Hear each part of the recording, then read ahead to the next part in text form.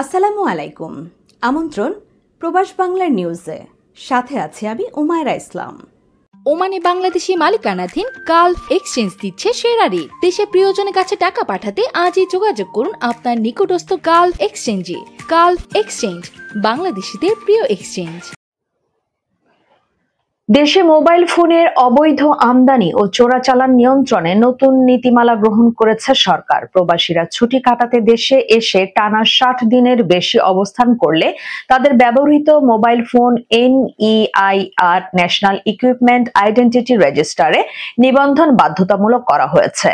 একই সঙ্গে প্রবাসীদের জন্য কর ছাড় সুবিধাও নির্ধারণ করা হয়েছে।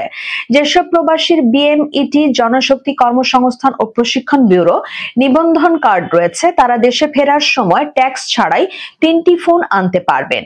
নিজের ব্যবহারের ফোন সহ অতিরিক্ত 2টি নতুন হ্যান্ডসেট। আর যাদের BMET কার্ড নেই তারা নিজের ব্যবহারের ফোনের পাশাপাশি একটি অতিরিক্ত হ্যান্ডসেট ট্যাক্স দিয়ে আনতে পারবেন।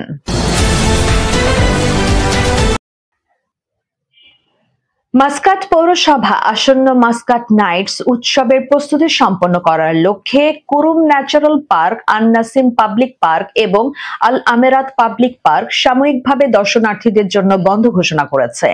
পৌরসভার নির্ধারিত সময়সূচি অনুযায়ী পার্কগুলো বন্ধ থাকবে। এ সময় ইভেন্ট স্থাপন সহ সকল প্রস্তুতি চূড়ান্ত করার জন্য সংশ্লিষ্ট টিমগুলো কাজ করবে, যাতে জনসাধারণকে স্বাগত জানানোর জন্য স্থানগুলো সম্পূর্ণ প্রস্তুত থাকে।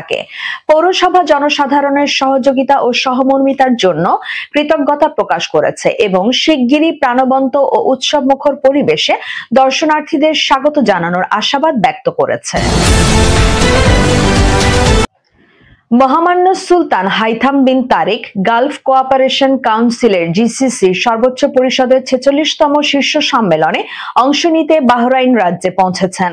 বাহরাইন রাজ্যের যুবরাজ ও প্রধানমন্ত্রী ওমানের মহামান্য সুলতান হাইথাম বিন তারিককে স্বাগত জানান।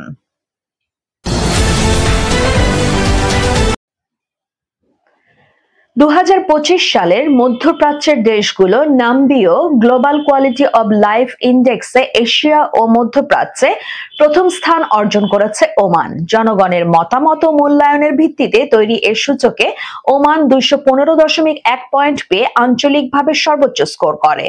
কাতার 189.4, সংযুক্ত আরব আমিরাত 174.2 এবং সৌদি আরব 173.7 পরবর্তী স্থানে রয়েছে।